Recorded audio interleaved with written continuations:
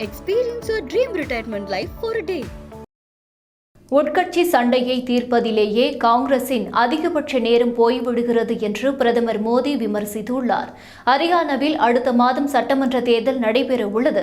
அதையொட்டி நமோ செயலி மூலம் ஹரியானா மாநில பாஜகவினருடன் பேசிய பிரதமர் மோடி, காங்கிரஸ் கட்சி பலவீனமடைந்துள்ளது. கடந்த 10 ஆண்டுகளில் காங்கிரஸ் தோல்வியை மட்டுமே சந்தித்து வருகிறது. கட்சிக்குள் ஏற்படும் சண்டைகளையும் குழப்பங்களையும் தீர்த்து வைப்பதற்கே காங்கிரஸ் கட்சியினருக்கு நேரம் பத்தவில்லை. இது ஹரியானாவில் இருக்கும் குழந்தைகளுக்கு கூட தெரியும்.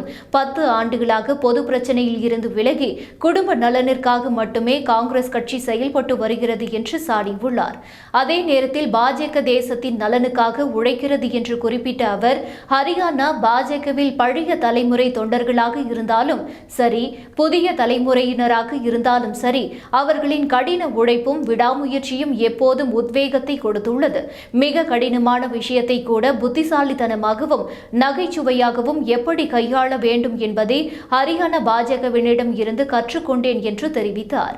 தொடர்ந்து பேசிய அவர், இந்த தேர்தலில் பாஜகவை வெற்றி பெற வைக்க தொண்டர்கள் களப்பணியாற்ற வேண்டும் என்று கேட்டுக்கொண்டு இடங்களுக்கு ஏற்றது போல வியூகங்களை வகுக்க வேண்டும் என்றும் அறிவுறுத்தியுள்ளார்.